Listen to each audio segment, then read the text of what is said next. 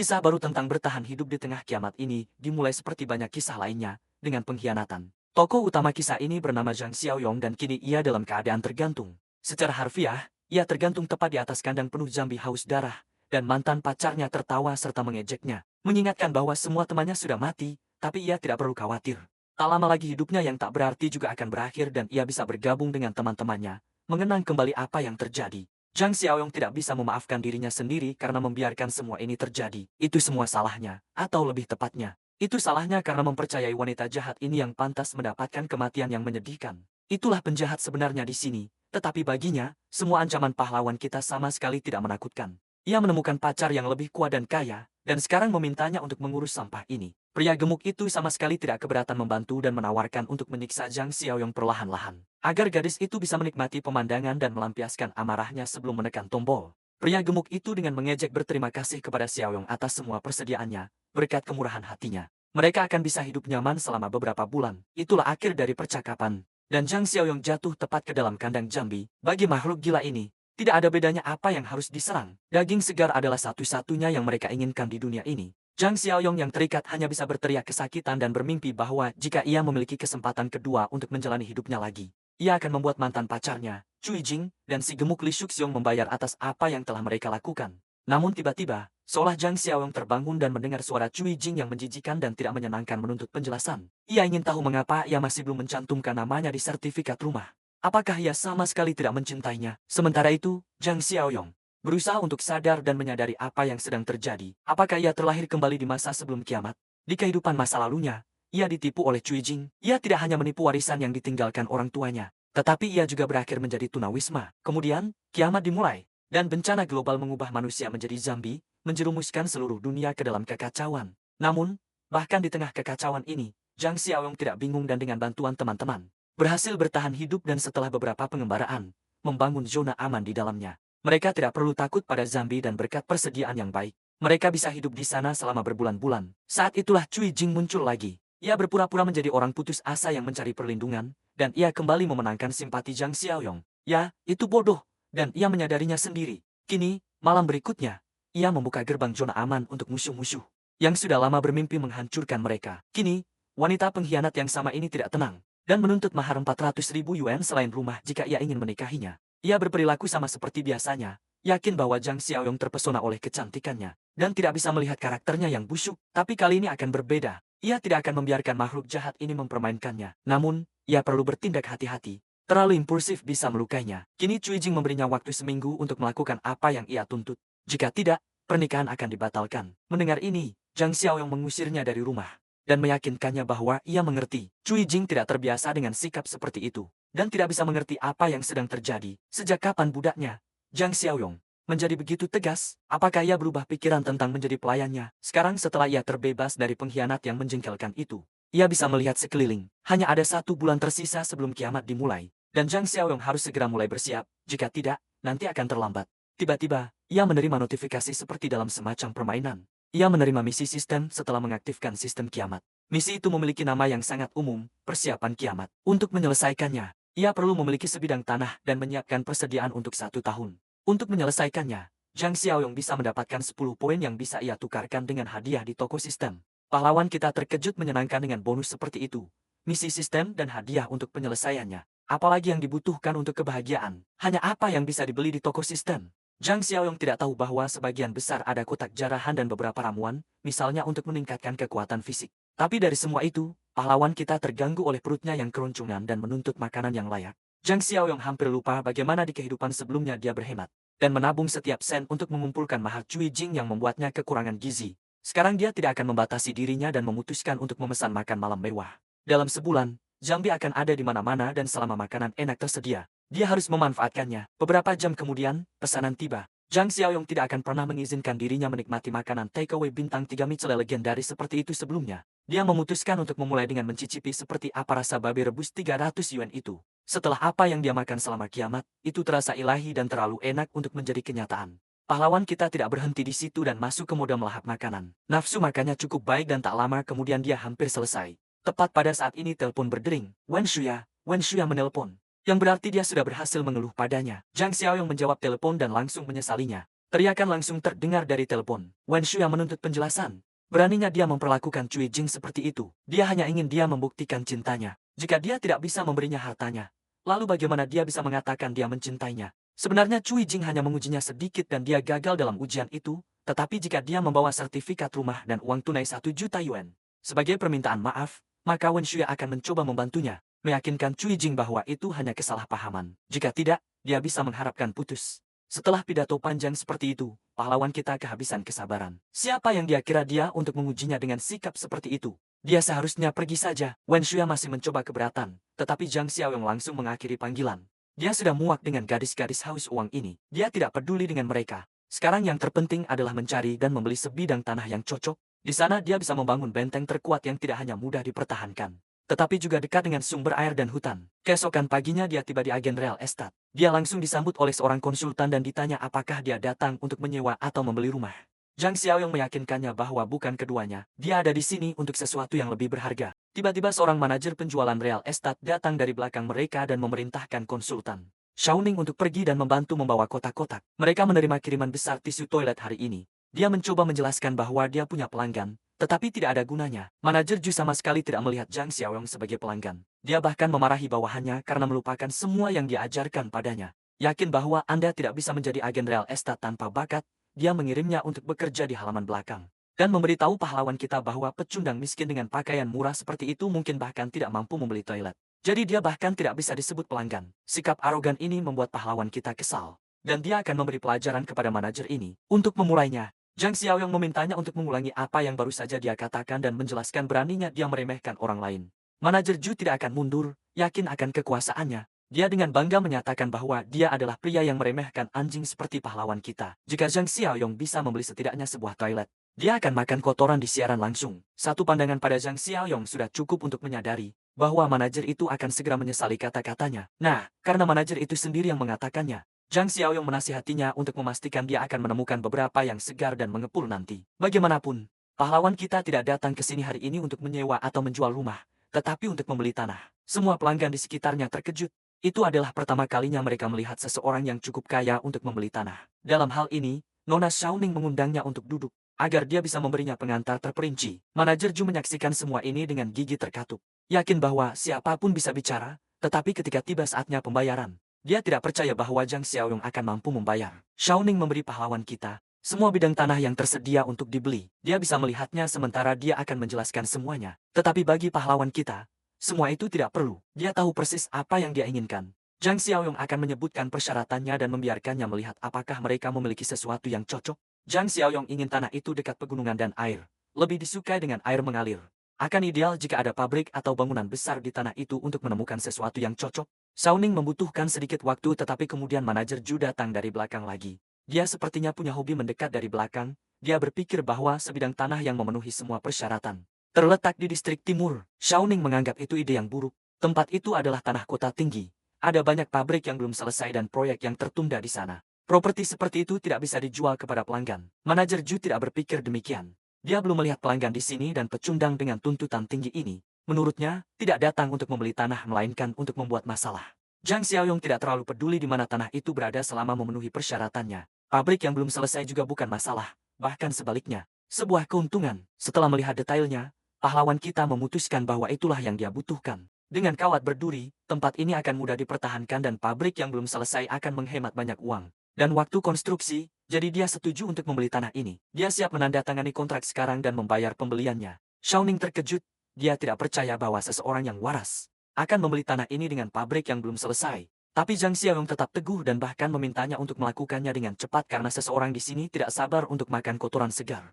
Tak lama kemudian manajer Ju memegang cek di tangannya dan tidak percaya itu mungkin. Si gelandangan ini mampu membayar 300.000 yen untuk tanah dengan pabrik terbengkalai. Ini gila baginya. Zhang Xiaoyong mengingatkannya sebelum dia pergi bahwa dia telah melakukan pembayaran. Dan sekarang gilirannya untuk tampil sementara manajer Ju menikmati prosesnya. Zhang Xiaoyong akan mengiriminya donasi di superchat agar dia tidak terlalu tersinggung. Pelanggan lain mulai mendorong manajer gemuk itu untuk bergegas karena mereka sudah memulai siaran langsungnya. Salah satu dari mereka hanya merasa perutnya tidak enak, tetapi dia berjanji bahwa setidaknya itu akan segar. Dengan demikian Zhang Xiaoyong telah menyelesaikan langkah pertama dari tugas sistem, sekarang saatnya untuk beralih ke yang kedua. Zhang Xiaoyong telah menghabiskan semua uangnya untuk membeli tanah dan sekarang Dia perlu mencari cara untuk mendapatkan uang untuk mengumpulkan persediaan. Ketika dia meninggalkan agen real estate, dia dikenali oleh kenalan lama, Li Shuxiong, dan dia langsung bertanya-tanya apa yang dilakukan pahlawan kita di sini. Namun semua pertanyaan ini lenyap dari benaknya ketika dia melihat apa yang terjadi di dalam. Staf dan pelanggan memaksa manajer Ju untuk menepati janjinya sementara dia dengan putus asa meminta bantuan. Dan betapa dia tidak ingin makan kotoran. Sementara itu, Cui Jing sedang mengecat kukunya dan menikmati hidup tanpa beban. Dia mendapat telepon dari Li Shuxiong dan bertanya apakah dia tahu bahwa Xiao yang datang ke perusahaan real estate untuk membeli tanah. Tentu saja, dia tidak tahu dan terkejut dari mana dia mendapatkan begitu banyak uang. Li Shuxiong mengklarifikasi bahwa Zhang Xiaoyong telah membayar 300.000 yuan. Mungkin uang mahar yang dia tabung. Sekarang dia sangat marah karena bajingan itu berani menggunakan uangnya. Li Shuxiong menasihatinya untuk tenang dan tidak marah, melainkan pergi mencari Zhang Xiaoyong dan menanyakan apa yang terjadi. Tapi dia dibutakan oleh amarah.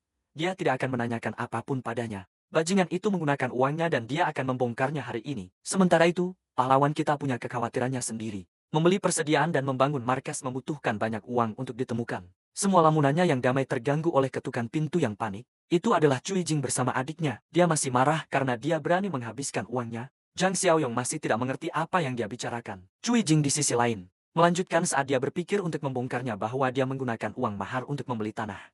Uang itu miliknya dan karena dia membeli tanah dengan uang itu juga miliknya. Zhang Xiaoyong bahkan tidak tahu bagaimana menanggapi klaim wanita gila ini. Dia akhirnya memutuskan untuk menjelaskan hal-hal kepadanya dengan cara yang bahkan orang bodoh seperti dia akan mengerti. Dia punya banyak uang tapi dia tidak akan menghabiskan 1 sen pun untuknya. Selain itu dia tahu tentang hubungannya dengan Li Shuxiong. Cui Jing tidak mengerti apa yang terjadi dan bagaimana dia bahkan tahu tentang dia. Dan Li Shuxiong, adiknya, melihat kemana arahnya, menyarankan semua orang untuk tenang dan menyelesaikan kesalahpahaman kecil antara sepasang kekasih ini. Tapi Zhang Xiaoyong tidak akan membuang waktu berharganya untuk kedua orang ini. Tidak ada kesalahpahaman di sini.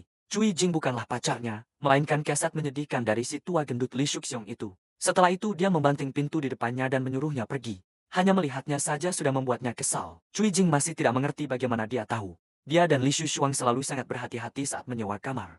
Kakaknya juga tidak tahu tentang mereka. Dan tidak mengerti mengapa kakaknya tidak membagikan informasi penting seperti itu kepadanya. Jujur saja, apakah dia benar-benar berkencan dengan pria paruh baya itu? Cui Jing meyakinkan bahwa itu tidak serius. Mereka hanya menyewa kamar beberapa kali dalam situasi yang tidak terkendali seperti itu. Mereka tidak punya pilihan selain pulang dan menyusun rencana baru. Hanya itu yang bisa mereka lakukan karena kakaknya mengacau dengan Zhang Xiaoyong. Wen Xue sendiri sekarang tidak akan menahan diri dan ingin memikat Zhang Xiaoyong. Bagaimanapun juga, mereka adalah saudara yang baik. Keesokan harinya, Zhang Xiaoyong tiba di tanahnya bersama dengan kru konstruksi. Dia ingin membangun kembali satu pabrik. Dan dia bertanya-tanya berapa lama waktu yang dibutuhkan setelah analisis terperinci. Mandor Li menyimpulkan bahwa memperkuat dinding, membangun menara pelindung, memasang kawat berduri Texas, menebalkan pintu baja lapis baja, dan menambahkan kaca anti peluru adalah semua proses yang memakan waktu, tetapi dia tertarik pada satu pertanyaan tambahan. Kekuatan macam apa yang telah menyinggung pahlawan kita sehingga dia perlu membangun benteng seperti itu? Zhang Xiaoyong menasihatinya untuk tidak bertanya terlalu banyak karena mengetahui terlalu banyak tidak akan membawa kebaikan.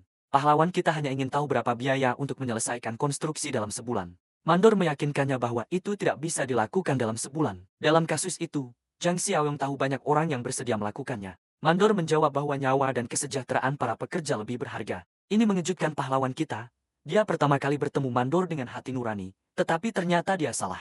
Itu hanya berarti akan dibutuhkan banyak uang. Zhang Xiaoyong memintanya untuk memberitahunya harganya tanpa menunda. Mandor Li menghitung bahwa jika mereka harus menyelesaikan proyek dalam sebulan, para pekerja harus bekerja sepanjang waktu sehingga biayanya akan mencapai 6 digit. Harganya 20 juta dan mereka ingin mendapatkan deposit 5 juta yuan. Sebelum mereka memulai konstruksi agar mereka bisa segera mulai bekerja, tetapi pilihan ini tidak terlalu cocok untuk pahlawan kita. Dia ingin mereka segera mulai bekerja dan dia akan mentransfer uang kepada mereka dalam seminggu. Perusahaan konstruksi tidak perlu khawatir bahwa dia tidak akan membayar. Jika dia tidak bisa, tanah itu akan menjadi milik mereka. Tiba-tiba Wen Xue muncul di lokasi konstruksi. Dia dengan menantang memeluk lengannya dan bertanya apa yang dia lakukan di sini. Zhang Xiaoyong sudah muak dengan wanita busuk ini. Di kehidupan sebelumnya, dia bersama dengan Cui Jing telah memaksanya keluar dari warisan orang tuanya dan kali ini dia bersedia membuatnya membayar 2 kali lipat. Semua usahanya sia-sia. Tidak peduli seberapa keras dia mencoba bertingkah seperti gadis baik. Dia bisa melihat sifat busuknya. Dia bertanya apakah ini tanah yang dia beli. Pemandangannya sangat indah dan Zhang Xiaoyong mungkin ingin membangun villa di sini, kan? Tapi apapun yang dia bangun di sini bukanlah urusannya. Melihat sikap ini, dia tidak bisa mengerti apa yang sedang terjadi. Sejak kapan pecundang itu bertingkah sangat aneh? Biasanya hanya sentuhannya di lengannya sudah cukup membuatnya tersipu. Dan jantungnya mulai berdebar, tetapi hari ini tidak ada yang berhasil. Sebaliknya dia dengan acuh tak acuh berpaling darinya dan pergi menginstruksikan para pekerja konstruksi apa yang mereka lakukan salah dan bahwa gerbang perlu dilebarkan. Wen Xue tidak bisa melewatkan kesempatan emas seperti itu karena Cui Jing telah merusak segalanya dengan kecurangannya. Dia harus pindah dan tanah ini akan menjadi miliknya. Zhang Xiaoyong kembali ke rumah dan bertanya-tanya bagaimana dia bisa mendapatkan lebih banyak uang. Setelah dia menggadaikan rumahnya ke bank, dia hanya mendapatkan pinjaman 3 juta yuan. Itu tidak cukup untuk menutupi biaya bahkan fase pertama konstruksi. Meskipun jika dipikir-pikir seperti itu, kiamat tidak bisa dihindari. Dan jika dia menjual rumah itu kepada beberapa orang, itu tidak masalah. Itu adalah sesuatu yang perlu ditangani. Tepat pada waktunya, ada ketukan di pintu. Itu adalah tetangga tua yang menyebalkan itu. Dia tinggal di lantai bawah dan namanya Kakek Li. Dia adalah bajingan tua kaya. Dia memiliki apartemen di lantai 1 dan 2. Dan ingin membeli lantai 3 juga. Tetapi Zhang Xiaoyong tidak akan setuju untuk menjualnya. Jadi orang tua ini melakukan segala macam hal jahat. Mengecat pintu, menyebarkan sampah, membawa peti mati dan mengunci pintu. Dia telah melakukan segala macam trik kotor. Dan sekarang dia datang untuk mengeluh bahwa Zhang Xiaoyong membuat keributan tadi malam dengan mengadakan pesta di sini. Tentu saja, itu adalah kebohongan yang disengaja. Pahlawan kita tidur lebih awal tadi malam dan tidak melakukan hal seperti itu. Tetapi tidak ada gunanya berdebat lebih lanjut. Zhang Xiaoyong tahu bahwa lelaki tua itu menginginkan rumahnya. Jadi dia berpura-pura muak dan menyerah. Sekarang dia siap menjual rumah itu kepada lelaki tua itu. Si kakek tua tidak bisa mempercayai telinganya. Tetapi Zhang Xiaoyong punya syarat. Dia ingin tetap tinggal di rumah itu selama 6 bulan lagi sampai dia menemukan tempat tinggal baru. Tetapi lelaki tua itu harus mentransfer 5 juta ke rekeningnya sekarang agar dia bisa membayar uang muka untuk rumah baru. Jika lelaki tua itu tidak menyetujui syarat ini, dia bisa melupakan kesepakatan itu. Si bajingan tua yang serakah itu tidak bisa membiarkan kesempatan itu lepas dan setuju, tetapi menuntut untuk menandatangani kontrak agar Zhang Xiaoyong tidak bisa berubah pikiran nanti. Ini bukan masalah bagi pahlawan kita. Bajingan tua itu akan tetap mati di rumahnya. Ketika kiamat dimulai, setelah Li Tua mentransfer 5 juta yuan, kemudian ditambah dengan pinjaman dari bank, Zhang Xiaoyong telah mengumpulkan 8 juta. Sekarang saatnya untuk menyelesaikan tugas kedua dan mendapatkan hadiah. Supermarket terbesar sangat cocok untuk tugas ini. Zhang Xiaoyong mulai rajin menimbun persediaan untuk tahun depan. Orang-orang di sekitarnya memandangnya sebagai orang yang tidak stabil mental dan lebih memilih untuk menjauh. Akhirnya dia menyeret banyak sekali troli belanja ke kasir. Orang-orang di sekitarnya masih tidak mengerti mengapa dia membeli begitu banyak barang. Mereka hanya menertawakannya seolah-olah dia hanyalah orang bodoh lain yang percaya pada rumor tentang kiamat dan akhir dunia. Tetapi percakapan mereka tidak berarti apa-apa. Yang terpenting adalah Shao, yang telah menyelesaikan tugas sistem dan menerima 10 poin. Di antara semua pilihan yang tersedia di toko sistem, kotak persediaan protagonis bernilai 10 poin. Dan Zhang Xiaoyong tidak ragu untuk menggunakan kesempatan ini dan memutuskan untuk menghabiskan semua poin yang tersedia untuk kotak ini. Pembelian berhasil dan dia menerima kotak misterius ini. Setelah membukanya dia menerima cincin ruang level 1. Yang memungkinkannya menggunakan subruang miliknya sendiri seluas 500 meter kubik. Juga di dalam ruang ini waktu berhenti. Memungkinkan barang-barang di dalamnya tidak rusak. Ini adalah keuntungan yang sangat sukses. Ada alasan mengapa pahlawan kita memiliki firasat baik tentang kotak ini. Fakta bahwa waktu di dalam subruang berhenti. Berarti dia bahkan bisa menyimpan makanan segar di dalamnya dan tidak akan pernah rusak bersama dengan item baru. Zhang Xiaoyong juga menerima misi baru. 10 tahun persediaan untuk penyelesaiannya. Dimungkinkan untuk mendapatkan 20 poin, tetapi tiba-tiba pahlawan kita dipanggil oleh kepala keamanan supermarket. Dia mendapat kabar bahwa ada orang gila yang membuat masalah. Ternyata dia mengenal Zhang Xiaoyong. Nama kepala keamanan itu adalah Yang Tahu. Dia bersekolah di SMA yang sama dengan pahlawan kita, dan merupakan antek dari seorang pengganggu lokal yang menindas yang lemah dan takut pada yang kuat. Di masa lalu dia telah memeras uang dari siswa SMA untuk bosnya, dan Zhang Xiaoyong sering berkonflik dengannya. Hari ini Zhang Xiaoyong tidak menyangka akan bertemu dengannya di sini. Yang Tahu menuntut agar pahlawan kita mengembalikan semua barang ini ke tempat asalnya. Jika tidak dia tidak akan bersikap baik padanya. Zhang Xiaoyong menjawab bahwa dia masih belum berubah dan masih menindas yang lemah. Tetapi pahlawan kita tidak akan mengembalikan apapun. Dia adalah pelanggan di sini dan dia selalu benar. Apakah ini benar-benar cara pelanggan diperlakukan? Kemudian Yang Tahu menuntut agar Zhang Xiaoyong membayar barang-barang itu sekarang. Jika tidak, itu akan menjadi kesalahannya sendiri karena bersikap kejam. Setelah 1 jam semua kasir di supermarket akhirnya menghitung harga semua barang, total 56.000, ketika Yang Tahu segera menuntut untuk membayar. Dan pahlawan kita tidak ragu untuk menggunakan kartu kreditnya sebagai senjata pahlawan super. Transaksi berhasil dan kepala keamanan terkejut. Dia berbalik dan hendak pergi, menerima kekalahannya. Tetapi Zhang Xiao yang menyuruhnya menunggu. Yang Tahu tidak menyadari apa yang dia lakukan. Tetapi itu sederhana. Yang Tahu telah bersikap kasar dan sekarang pahlawan kita menginginkan permintaan maaf publik. Atau dia akan mengembalikan semua barang itu. Kepala keamanan berpikir bahwa dia sudah keterlaluan dan hanya mencari masalah. Namun ada terlalu banyak saksi di sekitar. Mereka melihat semuanya dan sepenuhnya mendukung pahlawan kita. Mereka merekam semuanya dalam video. dan mengancam Yang Tao untuk membuatnya terkenal di seluruh internet jika dia tidak meminta maaf. Zhang Xiaoyong juga berjanji bahwa jika permintaan maafnya cukup tulus, dia akan membeli barang-barang di sini 10 kali lebih banyak. Jika Yang Tao tidak percaya padanya, maka dia bisa membawa mesin pos. Dan pahlawan kita akan menunjukkan saldonya. Yang Tao tidak percaya ketika melihat 7 juta di rekening. Zhang Xiaoyong hanya menuntut permintaan maaf dan kemudian dia akan melanjutkan membeli, sementara kepala keamanan berjuang dengan harga dirinya. Pertempuran ini berlangsung singkat dan dia kalah. Tekanan terlalu tinggi dan dia menyerah serta meminta maaf. Sambil lewat, Zhang Xiaoyong menasihatinya untuk tidak terlalu ceroboh di masa depan. Karena kamu tidak pernah tahu bagaimana situasinya akan berakhir. Sekarang Yang Tao memasang topeng kebaikan dan bertanya, mengapa pahlawan kita membeli begitu banyak barang? Tentu saja Zhang Xiaoyong menjawab, itu bukan urusannya, dia sedang merencanakan kesepakatan besar. Dalam kasus itu, Yang Tao tahu apa yang harus ditawarkan. Barang-barang di gudang supermarket ini tidak cukup. Jika Zhang Xiaoyong ingin membuat kesepakatan besar, dia seharusnya mencari grosir. Dan dia baru saja mengenal satu, karena dia bekerja di supermarket, itu adalah Zhang Xingjia. Dia saat ini berada di bisnis grosir. Dia segera meneleponnya dan dengan gembira memberitahunya bahwa dia telah menemukan pelanggan besar untuknya. Zhang Xiaoyong menyadari bahwa beberapa orang tidak pernah berubah dan karena kedua pengganggu ini masih bekerja sama. Dia hanya bisa bertanya-tanya berapa banyak mereka menipu supermarket. Segera mereka tiba di gudang grosir bersama. Sebuah mobil mahal melaju ke arah mereka dengan agak ceroboh. Dari cara Zhang Xingji mengemudi dengan arogan, pahlawan kita menyadari bahwa dia mungkin belum pernah ditipu sebelumnya dan sudah waktunya untuk memperbaikinya. Itu adalah pertemuan teman lama, meskipun bos arogan itu tidak langsung mengenali pahlawan kita. Dan Tao harus mengingatkan bahwa mereka pernah pergi ke sekolah menengah pertama dan atas bersama. Meskipun begitu, Shang-Ji kesulitan mengingat siapa Zhang Xiaoyong pada awalnya. Tetapi setelah berpikir sejenak, dia akhirnya ingat, itu persis pria itu dengan sedikit keberanian. Shang-Ji melihat sekilas mantan teman sekelasnya. Dia sama sekali tidak menyukai pakaian murah non-desainer itu. Dia membenci orang yang berpura-pura kaya padahal tidak. Xingji sudah membuat kesimpulan tentang pahlawan kita. Berdasarkan pakaiannya, dia segera menoleh ke Tao untuk memberi pelajaran pada si idiot ini. Karena membawakannya klien besar yang tidak berguna dan membuang-buang waktunya. Xingji bahkan menendang pantatnya agar berpikir lebih baik lain kali, meskipun Tao mencoba bertahan. Mengetahui bahwa Zhang Xiaoyong sebenarnya kaya, Shang-Ji bahkan tidak bisa membiarkan pikiran seperti itu.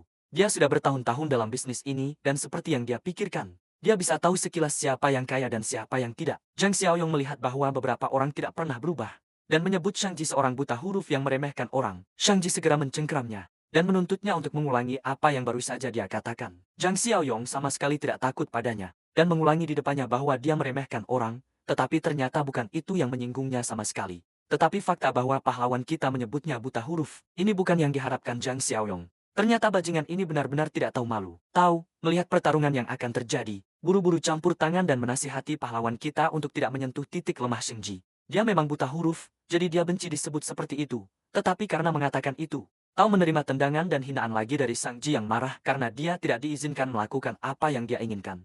Beralih ke pahlawan kita, Shangji memberinya syarat, entah Zhang Xiaoyong membeli satu truk penuh barang darinya, atau merangkak kembali dengan merangkak. Pahlawan kita lebih dari puas dengan ini. Dia memerintahkan Shingji untuk melepaskan kerahnya dan menyebutkan nomor rekening. Dalam sekejap, ekspresi marah di wajah Shingji berubah menjadi terkejut. Zhang Xiaoyong entah bagaimana benar-benar mentransfer 1 juta ke rekeningnya. Menurut pahlawan kita, itu hanya uang muka. Dia punya rencana untuk membeli barang senilai 5 juta. Shangji bertanya barang apa yang dia butuhkan.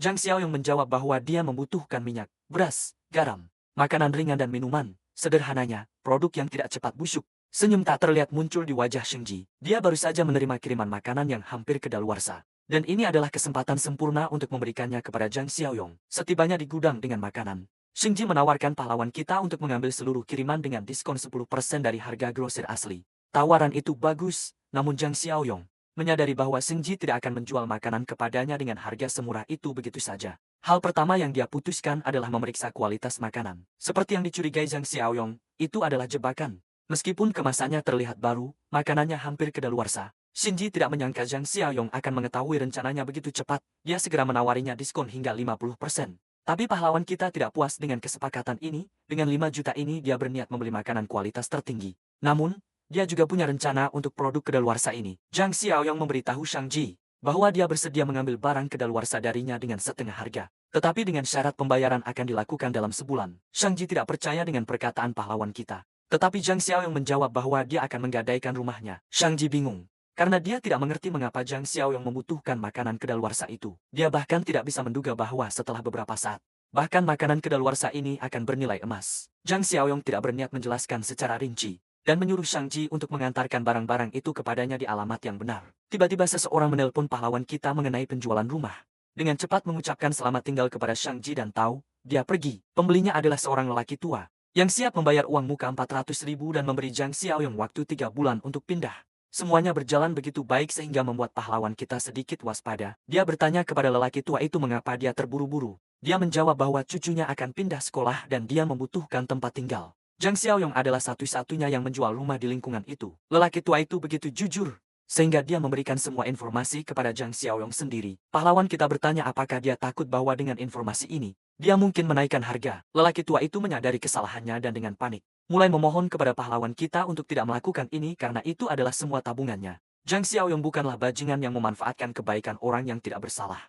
Dia menjawab bahwa kesepakatan mereka sudah jadi, lalu menandatangani kontrak. Lelaki tua itu sangat senang, karena sekarang cucunya punya tempat tinggal. Dia begitu baik dan sopan, sehingga dia bahkan meminta maaf kepada Zhang Xiaoyong karena mengganggunya dari pekerjaannya. Menyadari betapa baik dan jujurnya lelaki tua itu, pahlawan kita merasa bahwa dia dan cucunya tidak akan bertahan sebulan di hari kiamat. Memanggil lelaki tua yang sudah pergi itu, dia menanyakan alamatnya. Setelah beberapa saat, Zhang Xiaoyong tiba di tanah miliknya sendiri di mana pekerjaan sedang berjalan lancar. Setelah memberitahu mandor bahwa pembayaran akan segera ditransfer, dia menanyakan kemajuan. Ternyata, hampir 80% konstruksi telah selesai. Perlindungan dan ketebalan dinding serta pintu persis seperti yang dia minta. Gudang itu didasarkan pada pabrik di sana. Semuanya sudah siap dan gudang bisa digunakan. Ini adalah berita bagus. Zhang Xiaoyong segera menelpon Shang Ji dan menyuruhnya membawa persediaan. Segera gudang itu lebih mirip brankas kiamat. Mulai terisi sumber daya di bawah perintah ketat Zhang Xiaoyong. Semuanya sudah siap menjelang malam. Begitu para pekerja pergi, pahlawan kita akhirnya bisa mengevaluasi pekerjaan yang telah dilakukan. Semuanya berjalan sesuai rencananya. Dan sekarang dia bisa bernapas lega. Pada saat yang sama, sistem mengirimkan notifikasi bahwa dia telah berhasil menyelesaikan tugas yang membuatnya menerima 20 poin sistem. Ketika Zhang Xiaoyong membuka toko sistem, dia melihat ada kotak baru dengan kemampuan yang bangkit di dalamnya. Ini berarti dia bisa mendapatkan kemampuan supernatural sebelum kiamat dimulai. Zhang Xiaoyong membeli satu kotak tanpa berpikir dua kali. Ketika dia membuka kotak itu, dia mendapatkan kemampuan level 1 yang disebut mata pikiran Mind Eye. Berkat itu dia bisa mendeteksi permusuhan target. Zhang Xiaoyong senang karena menurutnya, ini adalah salah satu keterampilan paling berguna di tahap awal kiamat. Sistem sepertinya tidak ingin pahlawan kita bersantai karena segera mengiriminya tugas lain. Kali ini dia perlu mendapatkan senjata, banyak senjata. Zhang Xiaoyong sama sekali tidak keberatan. Karena itulah yang ingin dia lakukan. Sudah waktunya untuk mendapatkan beberapa senjata. Dengan tugas baru di tangan untuk mempersenjatai diri menghadapi kiamat yang akan datang. Zhang Xiaoyong menemukan dirinya di daerah kumuh kota, pasar gelap malam yang ramai. Berjalan-jalan, dia bisa mendengar tawar-menawar tanpa henti dan suara-suara menjengkelkan dari pelanggan dan penjual yang mencoba mendapatkan kesepakatan yang lebih baik untuk diri mereka sendiri. Ada penipu di mana-mana. Tiba-tiba sesuatu menarik perhatian MC kita, sesuatu yang dia lihat dari sudut matanya. Itu adalah seorang pria yang dikenalnya, pria yang Cui Jing pegang erat-erat di kiamat pertama. Lili Shuxiong, dia secara agresif mencoba menurunkan harga beberapa perhiasan palsu. Akhirnya membuat penjual setuju. Zhang Xiaoyong tidak menyangka akan bertemu pria ini malam ini. Tapi masuk akal jika bajingan itu akan mencari gelang giok palsu. Penyihir itu, Cui Jing, ternyata cukup bodoh untuk tertipu oleh hadiah palsu. Beberapa langkah jauhnya, dia akhirnya menemukan sebuah kios yang menjual barang-barang yang menjanjikan. Bila-bila tajam berjejer di lantai, masing-masing lebih mematikan dari yang lain. Begitu dia melihat bila-bila tajam itu, senyum tersungging di wajahnya. Dia akhirnya menemukan apa yang dia cari. Berjongkok di depan penjual, dia dengan berani bertanya apakah mereka menjual barang keras di kios ini. Tuan kamuflase, yang terlihat seperti seorang militer, tidak terhibur dengan pesan-pesan samar-samarnya. Pria itu melemparkan pengasah pisau kepadanya, menyuruh pemuda itu untuk mengasah bilah-bilah itu sendiri jika menginginkan sesuatu yang lebih keras. Menjadi lebih serius, dia berkomentar bahwa tidak ada pisau ini yang cukup keras. Yang dia cari adalah sesuatu yang jauh lebih tangguh. Menyadari apa yang dia maksud, Tuan Kamuflase menjadi sangat serius dan bertanya apakah dia mencari masalah. Kekesalan Tuan Kamuflase terinterupsi oleh suara notifikasi ponselnya, bahwa 200.000 yuan telah ditransfer ke rekening banknya. Di depannya adalah Zhang Xiaoyong, memegang struk setelah dia mengirimkan dana yang sangat besar itu melalui QR kode di kios. Ini adalah caranya untuk menenangkan penjual yang marah dan membuktikan bahwa dia adalah pembeli yang serius. Akhirnya yakin, Tuan Kamuflase memanggil salah satu anak buahnya untuk datang dan menjaga kios. Sementara dia menangani bisnis yang sebenarnya, sikapnya terhadap Zhang Xiaoyong berubah 180 derajat. Saat dia dengan sopan memimpin pemuda itu ke gedung lain karena berbicara di luar bisa sedikit tidak nyaman. Mereka tidak mengalami masalah saat memasuki gedung yang tidak mencurigakan di sebelah toko. Tuan Kamuflase sekarang mencoba menjual beberapa senjata rakitan kepada Xiaoyong untuk target kecil. Harganya 2.000 yuan dan amunisinya murah. Anak kita segera menolak, yang sedikit memicu semangat kompetitif Tuan Kamuflase. Jadi, dia mengeluarkan beberapa replika revolver yang meniru pistol dinas aktif. Untuk 5.000 yuan, Anda akan mendapatkan penembak 9 mm. Pelurunya 5 yuan per butir. Bagi Zhang Xiaoyong, ini hampir tidak bisa diterima. Tapi dia sudah membayar di muka 200.000 yuan. Sampah ini sama sekali tidak membangkitkan minatnya. Bingung dengan penyebutan pembayaran di muka, Tuan Kamuflase bertanya apa maksudnya. Zhang Xiaoyong menyatakan bahwa transfer awal dari sebelumnya hanyalah pembayaran di muka 10% untuk pesanannya senilai 2 juta yuan senjata. Tuan Kamuflase mulai sedikit khawatir mengenai afiliasi pembeli misterius ini. Zhang Xiaoyong mengarang cerita omong kosong tentang bagaimana bawahannya biasanya menangani pembelian licik semacam ini. Tapi dia ada di sini sekarang dan tidak menghargai pertanyaan yang tidak diinginkan mengenai identitasnya. Merasa bahwa pemuda itu pasti serius, Tuan Kamuflase dengan hormat memintanya untuk menunggu sebentar. Sambil dengan panik berlari ke ruangan lain, dia buru-buru mengunci pintu masuk hanya untuk berjaga-jaga. Tuan Kamuflase juga melihat-lihat area sekitar melalui jendela. Dia menoleh ke Jing Xiaoyong dan menyatakan bahwa dia datang ke orang yang tepat. Mendekat, dia berbisik bahwa dia akan menangani masalah ini. Yang dia butuhkan hanyalah alamat, dan mereka akan melanjutkan transaksi pada tengah malam. Lusa, dia hanya akan menerima uang tunai. Saat Zhang Xiaoyong keluar dari tempat yang tidak mencurigakan itu, Tuan Kamuflase praktis memperlakukannya seperti seorang VIP. Xiaoyong hanya cukup tidak beruntung untuk kembali ke pasar malam. Street tepat saat bajingan yang dikenalnya dari sebelumnya sedang berjalan-jalan. Li Shuxiong mengomentari pertemuan tak terduga ini di pasar gelap pula. Sekarang masuk akal mengapa pemuda itu menghabiskan begitu banyak uang akhir-akhir ini. Ada juga masalah Cui Jing. Dia menduga bahwa anak itu pasti terlalu banyak melihat saran keuangan akhir-akhir ini. Dan sekarang dia mencoba untuk lay flat bersantai, menjual segalanya, dan hidup nyaman. Tidak terganggu oleh semua kata-kata omong kosong dari bajingan gemuk itu, Zhang Xiaoyong mudah berpikir. Akan lebih praktis untuk mencoba kemampuan barunya. Membuka mata batinnya, aura tak terlihat menyinari tatapannya. Dia bisa melihat indikator wajah bahagia di atas kepala Tuan Kamuflase dan wajah marah di kepala Li Shuxiong. Ini adalah kemampuan yang sangat berguna, seperti yang dia harapkan untuk eksperimen lebih lanjut. Dia berbicara buruk tentang bajingan gemuk itu, membeli barang palsu dan bekas untuk menipu Cui Jing. Gadis itu juga sampah bekasnya. Jadi masuk akal jika dia hanya bernilai segitu. Mendengar itu membuat indikator bajingan gemuk itu semakin marah. Saat dia mengutuk pemuda itu setelah mengenai sarafnya, melihat konflik yang berkembang, Tuan Kamuflase melangkah masuk dan bertanya kepada klien ikan besar barunya apakah bajingan gemuk yang marah itu mengganggu Zhang Xiaoyong. Dia melabeli Li Shuxiong sebagai musuh. Mengerti isyaratnya, Tuan Kemo meyakinkan kakak barunya itu bahwa dia dan stafnya akan memberi pelajaran pada bajingan gemuk itu. Zhang Xiaoyong setuju dengan itu. Tetapi dia mengingatkan mereka untuk tidak bertindak terlalu jauh karena dia punya rencana lain untuk Li Shuxiong di masa depan. Melihat sekelompok preman berbadan kekar mengejar pantatnya yang gemuk, gangster wannabe itu mulai panik. Tergagap-gagap dan kehilangan kesombongannya, Tuan Kemo tidak membuang kata-kata lagi untuk sampah itu, dan mengeluarkan tongkat. Anak buahnya dengan cepat menghajar bajingan gemuk itu, meninggalkannya babak belur dan memar di tengah jalan yang gelap. Ada jejak sepatu di seluruh wajah dan jas putihnya dari semua tendangan yang dia terima. Kejadian ini hanya memperkuat ketidaksukaannya pada Zhang Xiaoyong. 2 hari kemudian, pertemuan diatur di gudang. Dan tampaknya kedua belah pihak tepat waktu untuk kesepakatan itu. Di depan Xiaoyong ada satu truk penuh peti mencurigakan.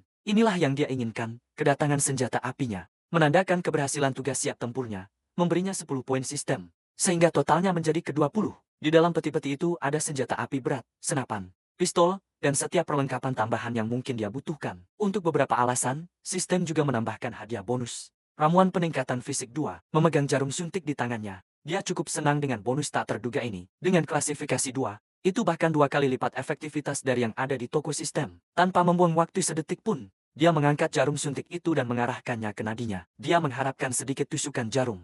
Tetapi ramuan kekuatan yang mengalir melalui aliran darahnya adalah proses yang menyakitkan. Sebagai pria dewasa rata-rata, skor fisiknya akan sekitar 5 poin. Dengan peningkatan 2, itu praktis peningkatan 40% dalam kekuatan keseluruhannya. Karena itu, dia memutuskan untuk membuka toko sistem. Pandangannya tertuju pada ramuan peningkatan fisik lainnya yang terdaftar di sana. Menyadari nilai peningkatan kekuatan, sambil memegang jarum suntik besar lainnya, dia mungkin juga memaksimalkan keuntungan yang akan diberikannya. Setelah menyuntikkan kode curang kekuatan lainnya, skor fisiknya akhirnya mencapai ke-8. Dia praktis 60% lebih kuat dari pria rata-rata dan dia sangat ingin mengujinya. Melihat beberapa batang besi tergeletak di sekitar gudang, ide untuk menguji muncul di benak Zhang Xiaoyong. Dia mengambil salah satu batang besi, salah satu yang tebal yang digunakan untuk memperkuat bangunan. Xiaoyong melemparkannya ke udara dan kemudian menendangnya secepat dan sekeras yang dia bisa. Serangannya membengkokkan batang tebal itu dengan cukup jelas. Momentumnya berlanjut.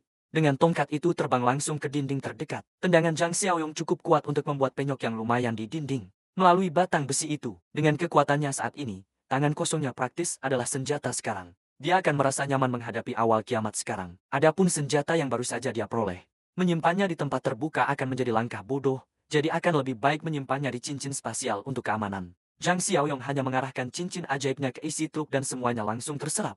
Jika semuanya berjalan seperti yang dia ingat, lusa akan menandai hari pertama kiamat. Dia tidak punya banyak waktu untuk melakukan semua hal lain yang perlu dilakukan. Untuk beberapa alasan, dia tidak bisa mengabaikan bayangan lelaki tua itu. Memohon untuk membeli rumahnya menggunakan sejumlah kecil uang hasil jerih payah untuk cucunya. Zhang Xiaoyong telah melalui skenario hidup dan mati yang tak terhitung jumlahnya dan pengkhianatan di kiamat pertama. Tetapi mengabaikan penderitaan orang yang tidak beruntung tidak pernah menjadi gayanya. Mungkin dia akan mengirimkan beberapa persediaan penting kepada lelaki tua itu. Itu adalah hal terkecil yang bisa dia lakukan untuk membantu peluang kelangsungan hidupnya dan cucunya. Ini semacam pembayaran kembali karena telah menyediakan dana kiamat Zhang Xiaoyong. Keesokan harinya, Zhang Xiaoyong berkendara ke sebuah gedung apartemen kumuh di bagian kumuh kota lain. Tanpa GPS, menemukan tempat ini akan mustahil mengingat betapa tersembunyi dan bobroknya tempat itu. Melihat bahwa lelaki tua itu menyewa di tempat yang begitu murah dan tua tanpa lift, jelas bahwa dia tidak berada dalam kondisi yang baik. Unit mereka bahkan berada di lantai paling atas. Sesampainya di pintu, Zhang Xiaoyong mengetuk dengan santai. Dia tiba-tiba menyadari bahwa dia harus mengeluarkan persediaan dari cincin penyimpanannya. Atau dia akan kesulitan menjelaskan dari mana asalnya. Mengaktifkan efeknya, kotak-kotak persediaan penting menumpuk. Satu sama lain memenuhi lorong. Pada saat itu, lelaki tua itu mencapai pintu. Dia membukanya dan segera mengira itu adalah pemilik rumah. Berjanji akan membayar sewa minggu depan. Ketika dia melihat dengan jelas pemuda itu, dia menyadari itu adalah Tuan Yang. Bersamanya ada kotak-kotak yang memenuhi lorong, membentang hingga ke tangga. Yang semakin membingungkan lelaki tua itu, Zhang Xiaoyong berjanji akan menjelaskan kesepakatan itu nanti. Mereka harus memasukkan kotak-kotak ini ke dalam sebelum tetangga melihatnya. Setelah beberapa menit mengangkat, yang sebagian besar dilakukan oleh Zhang Xiaoyong, mereka berhasil memasukkan semuanya ke dalam. Lelaki tua itu terkesan karena pemuda itu bahkan tidak terlihat lelah. Sementara itu, Zhang Xiaoyong hanya mengamati ruangan dan menganalisis apakah itu akan menjadi tempat perlindungan darurat yang cocok dan pintu depannya cukup kokoh. Selanjutnya, dia mendesak lelaki tua itu untuk mendengarkan baik-baik apa yang akan dia katakan. Dia menjelaskan bahwa persediaan harus digunakan dengan bijak karena harus bertahan sekitar setengah tahun mulai besok. Tepat saat dia akan menjelaskan lebih detail, Zhang Xiaoyong terkejut melihat sebuah foto yang terpajang di ruangan itu. Lelaki tua itu masih bingung. Dalam foto itu ada lelaki tua yang bangga dan cucu perempuannya yang cantik. Yang sangat mengejutkan Zhang Xiaoyong, gadis di foto itu adalah teman dekat yang dia miliki selama kiamat pertama, Shan Shan. Dia segera bertanya kepada lelaki tua itu, apakah gadis di foto itu bernama Mung Shan Shan? Ini semakin membingungkan lelaki tua itu, karena dia belum pernah menyebutkan namanya kepada pemuda itu sebelumnya. Ekspresi Zhang Xiaoyong menjadi gelap, dan dia buru-buru bertanya kepada lelaki tua itu di mana gadis itu. Gadis itu masih di sekolah. Saat mereka mengurus dokumen transfer, pemuda itu masih bisa mengingat. Ketika Shan Shan mengungkapkan penyesalannya karena telah mencelakakan kakeknya di awal kiamat pertama. Seingatnya, kakek Shan Shan akan mempertaruhkan segalanya untuk menyelamatkannya. Lelaki tua itu akan dengan berani menerobos masuk ke sekolahnya yang dipenuhi zombie di garis waktu yang mengerikan itu. Dia akan berhasil menyelamatkannya, tetapi akan mati dalam prosesnya. Sebagai seorang pembantu dekat di kehidupan sebelumnya, Zhang Xiaoyong bertekad untuk tidak pernah membiarkan rasa sakit semacam itu terjadi pada Shan Shan lagi. Dia menoleh ke lelaki tua itu dan menyatakan bahwa rumah itu tidak dijual lagi. Kakek yang polos itu panik. Berpikir Tuan Jiang menarik diri dari kesepakatan itu. Tetapi Zhang Xiaoyong memberinya pil yang lebih pahit untuk ditelan.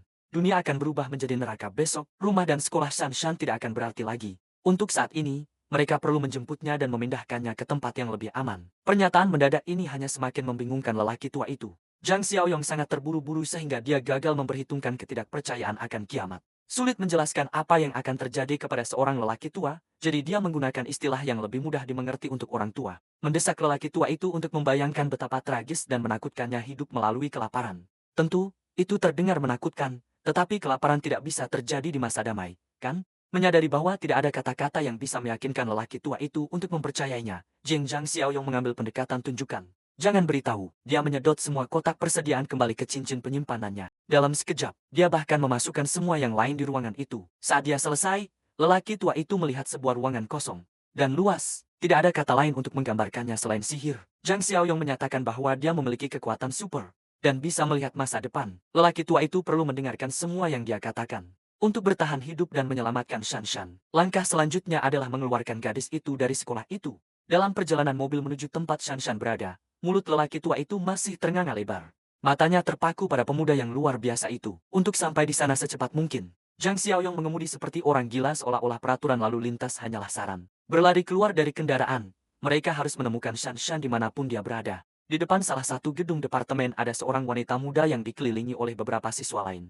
Itu tidak lain adalah Shanshan. Saat ini, beberapa gadis penyihir stereotip menampar wajahnya karena seorang anak laki-laki menyukainya dengan mata menantang. Shanshan bersikeras bahwa dia bahkan tidak ingin bersama si aneh itu dan dia tidak suka perhatian dari orang menyeramkan itu. Gadis penyihir lain masuk dan menendang perutnya karena berani melawan. Dua gadis penyihir bergantian memukulinya karena cemburu atas semua perhatian yang didapatkan Shan karena kecantikannya. Situasi itu dengan cepat memburuk. Hanya untuk diinterupsi oleh suara lelaki tua itu setelah melihat cucunya dalam posisi yang begitu menyedihkan. Para gadis penyihir itu mengalihkan perhatian mereka kepada kakek yang berlari menuju cucu kesayangannya. Dia berteriak pada para wanita muda yang tidak patuh itu atas apa yang mereka lakukan pada Shan, menyuruh mereka melepaskan gadis itu. Saat itulah seorang preman jelek berdiri di jalannya, menyuruh lelaki tua itu mundur, dan membiarkan para gadis menyelesaikan urusan mereka tanpa gangguan. Dengan sengaja menunjukkan senjata tumpul dan pisau mereka, kakek itu tidak ragu untuk menyerbu masuk. Bahkan ketika diancam dengan pisau, ia berteriak pada para pemuda itu karena menjadi pengganggu yang tidak sopan. Salah satu preman mengangkat tongkat bisbol bajanya, mengarahkannya ke kepala kakek itu. Itu akan menjadi cobaan yang cukup parah jika tongkat itu mengenai, tetapi Zhang Xiao yang memutuskan untuk campur tangan tepat waktu. Menghentikan serangan preman itu, ia menatap pemuda yang tidak berguna itu. Sepertinya para pemuda itu masih belajar menjadi preman. Dua lainnya mengalihkan perhatian mereka ke Zhang Xiaoyong. Mereka mengira dia adalah kakak Shanshan atau semacamnya. Target yang mudah bagaimanapun juga. Tangan preman yang memegang tongkat bisbol baja itu tidak bergerak sedikit pun, tidak peduli seberapa keras ia berjuang. Dan kemudian Zhang Xiaoyong memberinya tendangan keras ke ulu hati. Preman malang itu terbang ke udara. Terlihat seperti diluncurkan oleh meriam, melihat nasib preman pertama. Dua lainnya ragu sejenak. Dari penampilannya Zhang Xiaoyong tampak terlatih dalam pertarungan. Mungkin jika mereka menyerangnya secara berpasangan, mereka bisa menyelinap masuk untuk menyerang. Tetapi menilai dari tatapan dingin dan penuh perhitungan Zhang Xiaoyong, itu sepertinya tidak mungkin. Dua preman, satu di depan memegang pisau dan yang lainnya di belakang memegang tongkat. Ini adalah rencana terbaik yang bisa dibuat oleh dua calon preman. Yang pertama bergerak adalah yang dari samping, melakukan ayunan tongkat penuh. Merasakan serangan yang datang, Zhang Xiaoyong dengan mudah menghindar dengan merunduk cepat. Tubuh barunya sudah terbukti berguna setelah meminum ramuan itu dan meningkatkan kemampuan fisiknya. Kecepatan reaksinya bahkan meningkat. Ia mencengkeram preman yang mencoba memukul kepalanya. Menarik kerahnya seolah Zhang Xiaoyong sedang menangkap anak nakal. Dengan kekuatan barunya, ia membanting bajingan itu tepat ke tanah yang dingin dan keras. Itu sangat mudah. Satu bantingan sudah cukup membuat preman itu pingsan. Pria itu pasti terbentur kepalanya di beton atau semacamnya. Mengambil kesempatan itu, preman yang tersisa menyerbu masuk dengan pisau di tangan. Tanpa berkedip sedikit pun, veteran kiamat zombie itu mengalihkan senjata itu dan menatap preman berambut pirang itu dengan mata tak tergoyahkan. Zhang Xiaoyong bahkan tidak memutuskan kontak mata. Sambil menyiapkan kakinya untuk tendangan lain, kali ini ia menendang preman yang tersisa di sisi kaki. Kekuatannya begitu dahsyat sehingga membuat preman itu terlipat seperti amlet untuk kerusakan tambahan. Jatuhnya akhirnya berakhir dengan wajah si pirang membentur lantai cukup keras hanya dalam beberapa detik. Para calon preman itu ditangani dengan tepat. Satu-satunya rintangan yang tersisa di depannya adalah para penyihir Kedi yang mengganggu Shanshan tanpa alasan yang jelas. Kau tahu, setelah melewati kiamat yang melelahkan pertama, Zhang Xiaoyong sekarang adalah pendukung hak yang sama, pertarungan yang setara, jadi ia menampar wajah penyihir pengganggu itu. Dia juga tidak menyangka, kekuatan di balik tamparan itu cukup serius. Itu membuatnya menggigil dan pipinya memerah. Sedangkan untuk pengganggu lainnya, karena dia sangat suka menarik rambut Shanshan, Zhang Xiaoyong memberi penyihir itu pelajaran yang setimpal. Ia tidak melepaskannya, tidak peduli seberapa banyak dia memohon, dengan tatapan membunuh. Ia mengeluarkan pisau yang ia dapatkan dari si pirang dan menempelkannya ke leher gadis itu, takut akan apa yang mungkin ia lakukan. Penyihir itu ketakutan hingga menangis. Setiap orang yang lewat di area itu mendengar sayatan tajam dan jeritan melengking. Zhang Xiaoyong bahkan tidak berkedip di kiamat pertama. Ia melakukan banyak hal demi kelangsungan hidup dan naluri-naluri itu tetap bersamanya. Para wanita menyaksikan dengan ngeri hasil dari apa yang baru saja ia lakukan. Nona pengganggu itu jatuh berlutut. Tampak tak bernyawa dan tak berdaya. Jangan khawatir, RMC tidak sebrutal itu. Setidaknya belum, ia hanya memberi pengganggu itu sedikit potongan rambut dan mempermalukannya di depan semua orang. Masih belum belajar dari kesalahannya, penyihir itu berteriak bahwa ia tidak akan membiarkan Zhang Xiaoyong lolos. Setelah memperlakukannya seperti ini, ia tidak memedulikan ancaman kosongnya. Sambil menatap rendah dirinya yang menyedihkan, ia menaburkan helai rambut di atas kepalanya. Untuk penghinaan maksimal, ia melakukannya sambil memberitahunya bahwa ia telah membantunya. Karena rambut panjang hanya akan menjadi beban di masa depan. Semua orang bingung dengan kata-kata misteriusnya. Tetapi ia meyakinkan mereka bahwa memiliki rambut pendek mungkin akan menyelamatkan hidup pengganggu itu. Di hari-hari mendatang, Zhang Xiaoyong menoleh ke Shanshan dengan keakraban yang dekat. Memberitahunya bahwa mereka harus pergi sekarang, bahkan jika dia tidak tahu kemana. Bagaimanapun juga, kakek itu meyakinkan cucunya untuk naik mobil Tuan Jing. Segera setelah itu kakeknya memberitahu bahwa dia tidak akan datang ke sekolah lagi. Dengan tatapan gila di matanya, lelaki tua itu menjelaskan bahwa kelaparan besar akan datang. Dan bertahan hidup harus menjadi prioritas mereka. Namun, Shan Shan tidak percaya. Dia pikir kakeknya baru saja tertipu oleh salah satu panggilan penipuan itu. Zhang Xiao yang menyaksikan keduanya bertengkar. Saat wanita muda itu khawatir kakeknya baru saja ditipu untuk sejumlah uang. Pemuda itu hanya senang melihat Shan Shan selamat, berjanji untuk menjaganya tetap aman dalam kehidupan baru ini. Karena kata-kata kakek tidak berpengaruh, dia menyela dan mengaku bahwa informasi tentang dugaan kelaparan ini berasal darinya. Kalau dipikir-pikir, dia bahkan tidak tahu siapa pria ini yang mengantar mereka entah kemana. Zhang Xiaoyong memperkenalkan dirinya dengan benar. Membiarkan Shan Shan memanggilnya kakak Xiaoyong. Dia berterima kasih padanya karena telah membela diri dari para bajingan di sekolah. Dan dia meyakinkan bahwa orang-orang itu tidak akan punya banyak hari lagi untuk hidup. Sekarang dia penasaran apakah benar-benar akan ada kelaparan. Jadi tiba-tiba dia akhirnya mengaku bahwa dia hanya mengarang cerita kelaparan itu. Untuk memudahkan lelaki tua itu memahami, kelaparan di zaman modern yang damai akan hampir mustahil. Jadi dia menjelaskan bahwa yang benar-benar akan datang dalam beberapa hari ke depan adalah kiamat. Akhir dari peradaban modern seperti yang mereka ketahui. Mendengar itu akan membuat siapapun merasa gila. Itu adalah reaksi alami terhadap deklarasi semacam itu. Melihat jam, Zhang Xiaoyong memperkirakan sudah waktunya untuk memeriksa berita dan internet untuk melihat tanda-tanda awal akhir zaman. Mengeluarkan ponselnya dan memeriksa berita, sebuah video seorang pria melafalkan beberapa hal akhir zaman yang cukup menyeramkan. Muncul di bagian depan dan tengah. Itu adalah seorang pria yang ditahan oleh pihak berwenang di stasiun kereta yang ramai. Beberapa orang mengatakan itu rabies dan pria itu menggigit orang lain. Tetapi pria itu tampak cukup sadar untuk melafalkan beberapa hal suram. Tentang kabut asap dengan bau aneh. Dalam video itu, tahanan melawan. Ditahan cukup keras untuk membebaskan diri dan menggigit lebih banyak orang seperti anjing. Sejak saat itu, kekacauan terjadi. Seperti yang dinyatakan dan diharapkan oleh Zhang Xiaoyong, tanda-tanda awal kiamat sudah berlangsung penuh. Besok akan menandai hari pertama resmi kiamat. Kabut asap beracun akan mulai menyelimuti beberapa provinsi.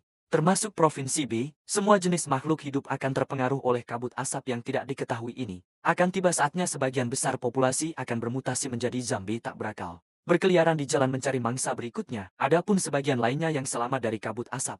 Mereka tidak akan luput dari kekejaman para zombie yang lapar daging itu. Setelah mati dan mengalami kematian yang menyakitkan, korban akan menjadi salah satu dari mereka. Shan Shan adalah bagian dari generasi baru. Jadi dia seharusnya memiliki gambaran umum tentang seperti apa zombie itu. Dia memang memiliki beberapa ide berdasarkan film dan budaya pop secara umum.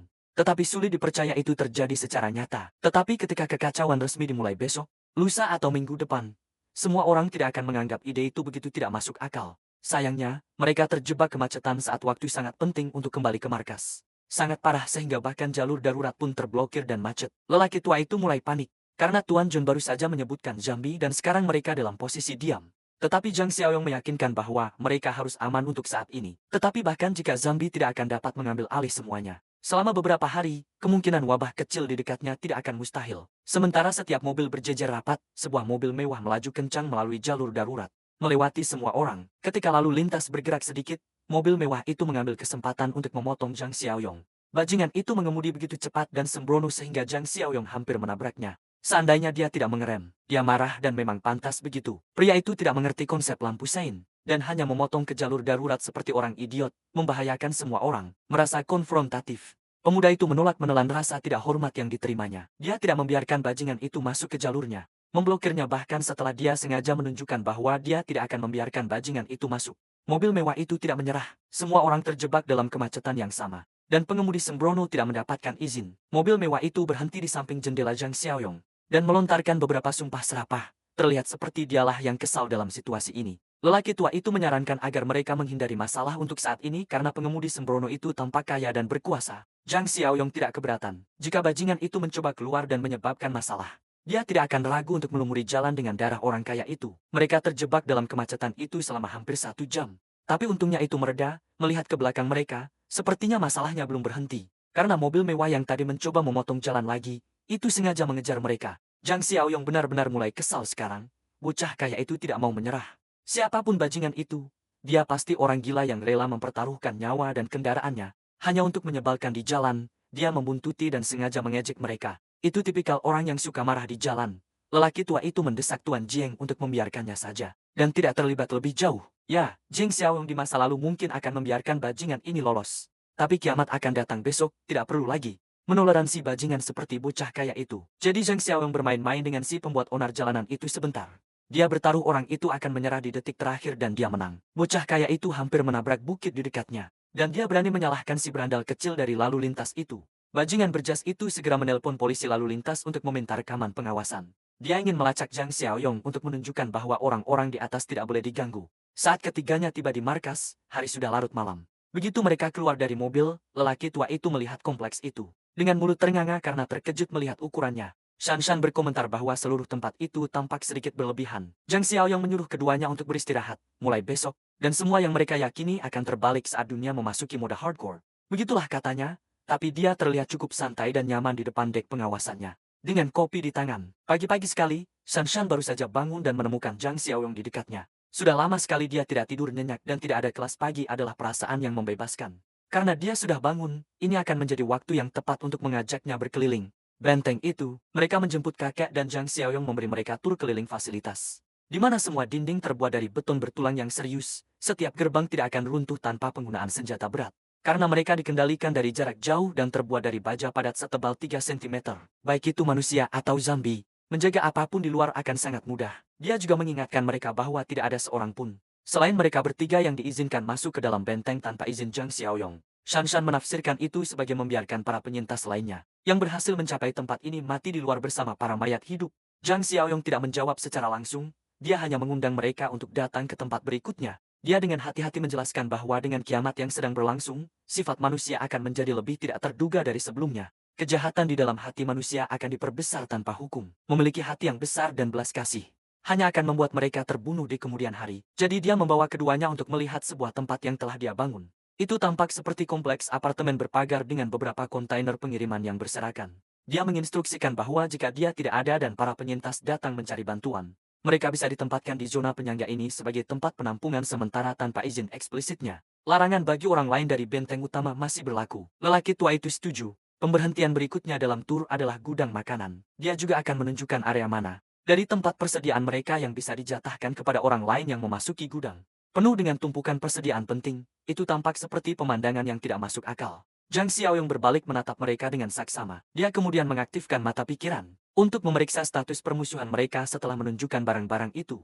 Untungnya, dia melihat wajah-wajah bahagia di atas kepala mereka. Aman untuk berasumsi bahwa ini adalah tanda kepercayaan. Jadi dia melanjutkan dengan pameran berikutnya dari cincin penyimpanannya sambil menjelaskan bahwa senjata adalah hal terpenting dalam kiamat ini. Dia menyerahkan busur panah kepada Shan dan senapan kepada lelaki tua itu. Dia mengingatkan mereka untuk memastikan bahwa senjata-senjata ini tetap di bawah kendali mereka. Tidak pernah jatuh ke tangan orang lain. Itu hanya akal sehat untuk melakukannya. Keamanan senjata adalah suatu keharusan kecuali mereka menginginkan kekacauan. Di tengah tur, Zhang Xiaoyong menerima notifikasi mengenai tugas sistem baru setelah bersatu kembali dengan Meng Shan.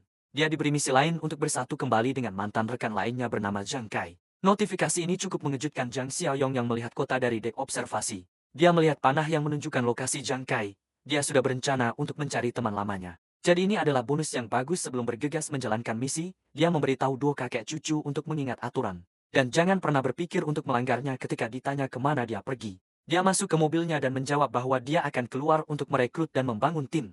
Panah raksasa yang menunjukkan lokasi Zhang Xiaoyong sepertinya menunjuk ke sebuah bar TV. Di dalam salah satu ruangan, sekelompok teman sedang bersenang-senang minum dan bernyanyi karaoke. Zhang Xiaoyong berambut perak terhuyung-huyung mabuk keluar dari ruangan bersama salah satu temannya. Untuk pergi ke toilet, setelah mengosongkan kandung kemih mereka, keduanya terhuyung-huyung mabuk ke lorong.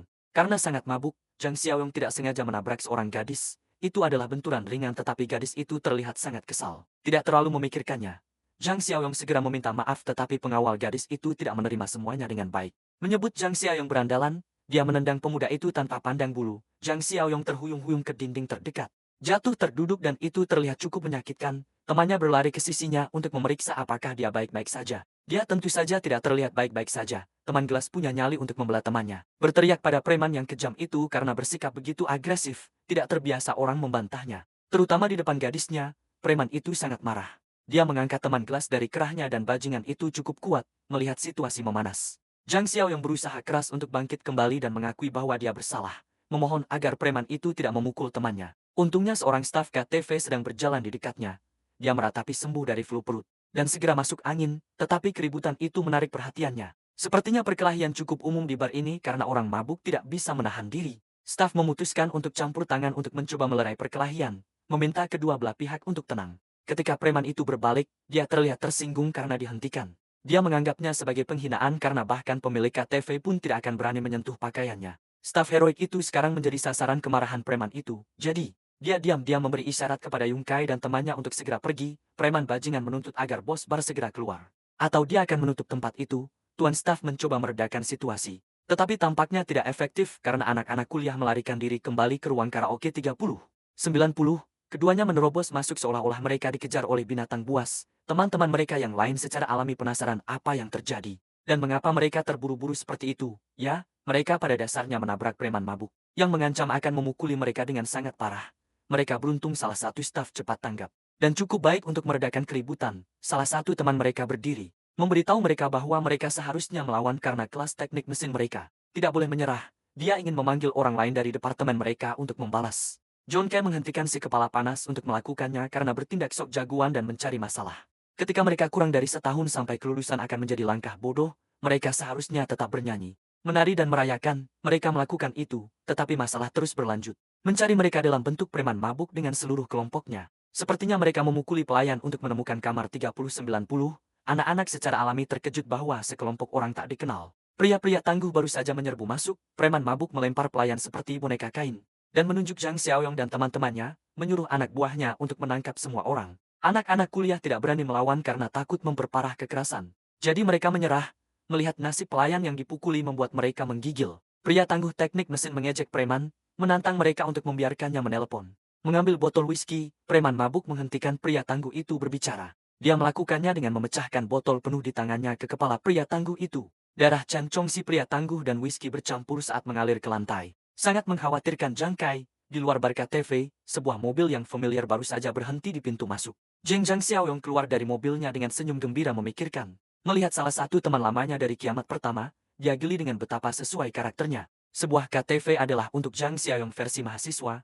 Ia memasuki tempat itu dipandu oleh staf terbaik. Bahkan ketika mereka menghadapi akhir dunia yang mengerikan untuk pertama kalinya, Zhang Xiaoyong selalu menjadi tipe pria yang masih punya hati untuk bernyanyi. Chen Chong mencoba bertindak lebih tangguh dari yang sebenarnya dan yang didapatnya hanyalah luka kepala yang menyakitkan. Dari botol minuman keras yang pecah, preman itu menoleh ke wanitanya, merasa bangga pada dirinya sendiri. Tapi dia sama sekali tidak terhibur karena Chen Chong bukanlah orang yang menabraknya sebelumnya. Itu sama sekali bukan masalah karena mereka bisa saja memecahkan kepala Zhang Xiaoyong. Namun demikian, Chen Chong tampaknya cukup tangguh.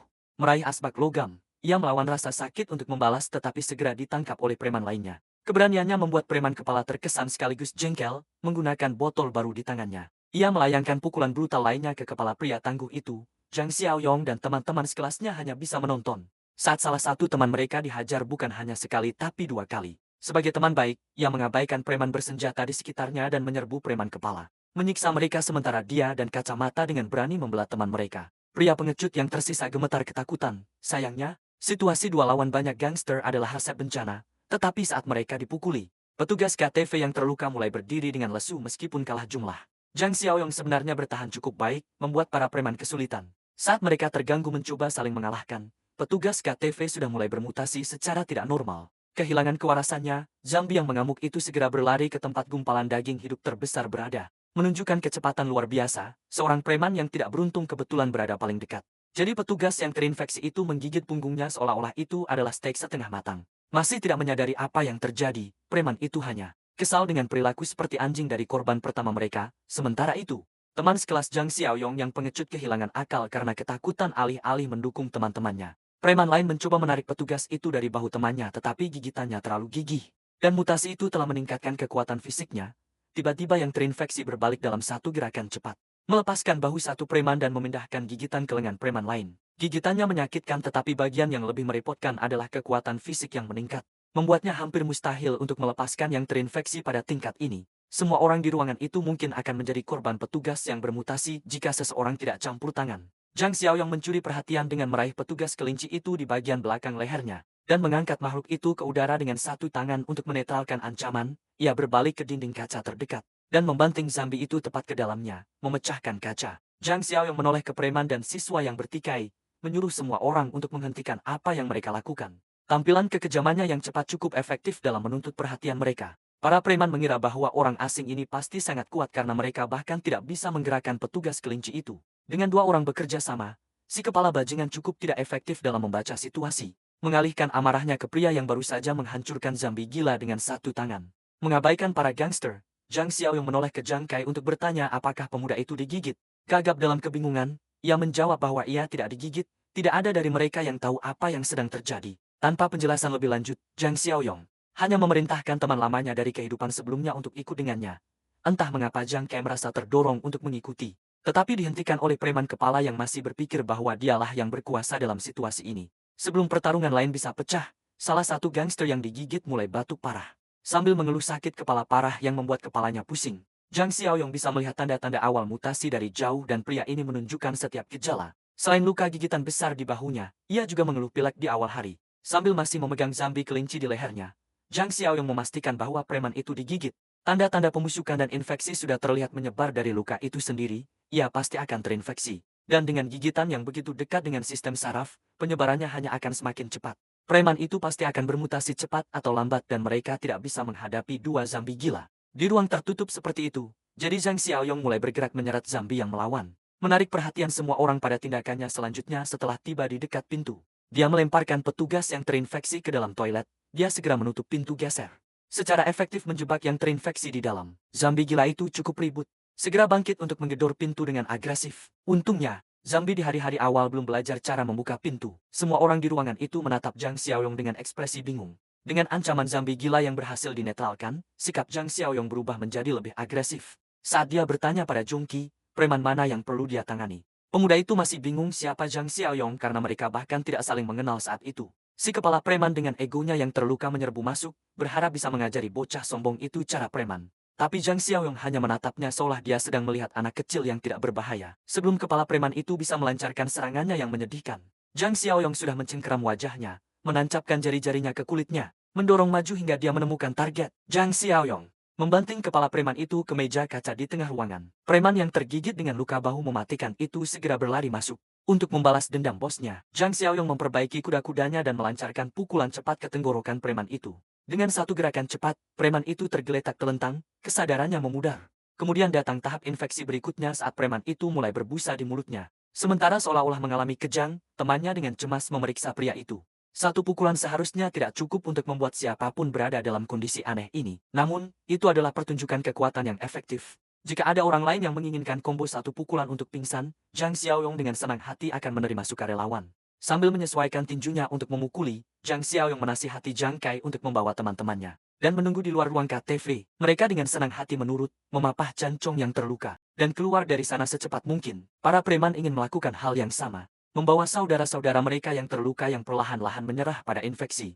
Namun Zhang Xiaoyong berdiri kokoh di pintu, tidak membiarkan mereka lewat. Si kepala preman mencoba mengintimidasinya tetapi gagal total. Mereka pasti sudah sangat mabuk sehingga bertingkah seperti dewa, dan hampir membuat saudaranya, Zhang Xiaoyong, terbunuh. Tidak membuang-buang napas lagi pada para berandal ini, Zhang Xiaoyong dengan mudah mendorong kepala preman itu hingga jatuh, membuat preman yang egois itu marah. Setelah itu, Zhang Xiaoyong segera pergi membanting pintu di depan wajah mereka untuk membiarkan alam mengambil jalannya. Si kepala preman mulai menggedor pintu dengan gila-gilaan, memanggil Zhang Xiaoyong dengan berbagai macam nama, sambil mengancam akan mengulitinya hidup-hidup. Tanpa sepengetahuannya, salah satu anak buahnya sudah menyerah pada infeksi. Gigitan zombie di dekat sistem sarafnya telah mempercepat prosesnya. Saat membuka matanya, mata itu sudah merah padam dan berdarah tanpa ada tanda-tanda kewarasan atau kendali yang tersisa. Preman yang gila itu menerjang maju untuk menyerang bosnya, tertarik oleh suara gedoran di pintu. Zhang Xiaoyong memastikan untuk memegang gagang pintu dengan aman saat preman gila itu menggerogoti dan mengunyah teman-temannya. Lebih buruk lagi, petugas zombie yang terkunci di kamar mandi juga sudah tahu cara kerja pintu. Zhang Xiaoyong bisa mendengar kekacauan dari lorong. Penasaran, salah satu karyawan KTV dengan ragu mendekati Zhang Xiaoyong. Dan dia segera menugaskan karyawan itu untuk mengambil kunci dan mengunci pintu, tidak membiarkan siapapun masuk. Mereka juga harus memanggil polisi dan para medis, menyebutkan kasus flu rabies di dalam ruangan. Mendengar keseriusan dalam suara pemuda itu dan penyebutan flu rabies membuat karyawan itu khawatir. Dia linglung, jadi Zhang Xiaoyong harus membentaknya untuk kedua kalinya agar bertindak cepat. Karena mereka tidak punya waktu untuk berlama-lama, ruangan KTV terkunci rapat dari luar. Dengan gerutuan tidak jelas dari para preman gila yang terdengar dari lorong. Adapun Zhang Kai dan teman-temannya, Zhang Xiaoyong mengundang mereka untuk mengikutinya untuk saat ini, meninggalkan karyawan KTV, untuk menangani akibat dari apa yang baru saja terjadi. Karyawan yang mengunci pintu tidak bisa tidak merasa ngeri dengan suara-suara tidak manusiawi yang berasal dari dalam. Salah satu rekannya mendekat dengan rasa ingin tahu, bertanya ada kekacauan apa. Penyebutan flu rabies akan membuat siapapun yang mendengarnya khawatir, dan jadi mereka memutuskan untuk lari ke ruang keamanan dan memeriksa rekaman keamanan langsung segera setelah mereka tiba di ruang keamanan. Rekaman langsung menunjukkan hal-hal yang terbuat dari mimpi buruk. Itu adalah pesta darah monster-monster gila yang berpesta pada teman-teman mereka yang mati. Kegilaan di mata mereka sangat menakutkan. Saat mereka menggerogoti daging dan darah, bahkan gadis itu tidak luput. Wajahnya digigit dan dimakan. Rekaman ini tentu saja menyulut semangat tim keamanan untuk memanggil polisi. Sementara itu Zhang Xiaoyong memperingatkan teman-teman kuliah bahwa area itu tidak aman lagi dan mereka harus pergi secepat mungkin. Tidak yakin harus berbuat apa, mereka dengan sukarela masuk ke mobil Zhang Xiaoyong dan mereka melanjutkan perjalanan ke pangkalan terpencil. Kam Jongki berterima kasih kepada Zhang Xiaoyong karena telah membantu mereka melawan para preman itu. Tetapi mereka masih belum diperkenalkan dengan benar. Jadi dia sedikit khawatir. Zhang Xiaoyong secara resmi memperkenalkan dirinya dan berbohong tentang fakta bahwa dia telah disewa oleh seorang majikan anonim untuk melindungi Zhang Kai. Si pengecut dari kelompok itu dengan penasaran bertanya apakah flu rabies telah dikonfirmasi. Karena dia telah melihat orang-orang membantah hoax di internet belum lama ini, Zhang Xiaoyong hanya mengutip apa yang mereka lihat kembali di ruang KTV. Tidak ada penjelasan logis lain untuk itu. Kacamata dengan ketakutan bertanya apakah ada obat atau vaksin terhadap flu rabies yang mereka bicarakan ini. Zhang Xiaoyong menatap anak-anak itu dari kaca spion saat mengemudi dan langsung mengatakannya. Bencana tidak akan berakhir dan hanya akan menjadi lebih buruk. Dengan kata lain mereka sudah berada di tengah-tengah kiamat.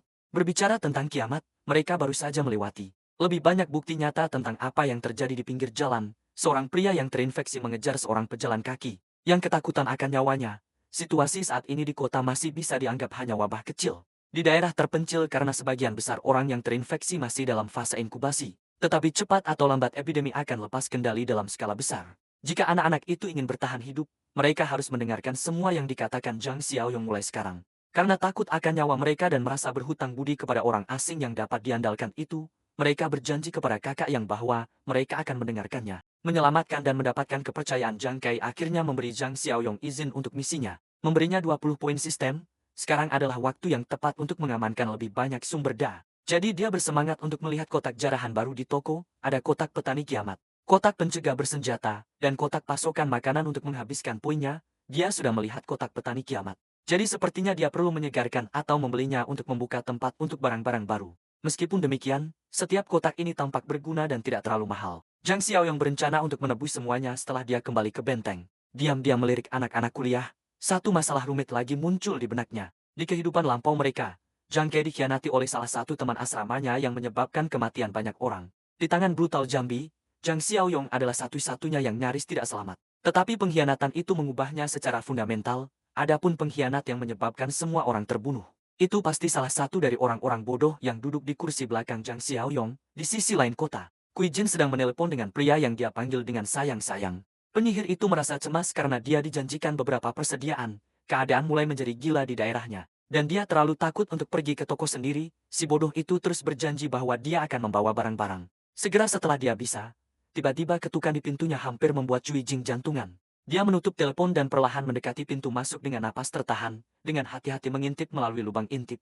Dia akhirnya melihat siapa yang ada di sisi lain. Dia menghela napas lega saat dia membiarkan teman penyihirnya Xiaoya masuk. Xiaoya juga merasa tidak nyaman ketika dia mendengar bahwa kakek tua bernama Lu dari lantai pertama gedung telah dibawa pergi hari ini. Dibawa pergi oleh mobil polisi dan ambulans. Mencoba merahasiakan masalah itu masuk akal karena Cui Jin bisa mendengar semua kekacauan dari lantai bawah.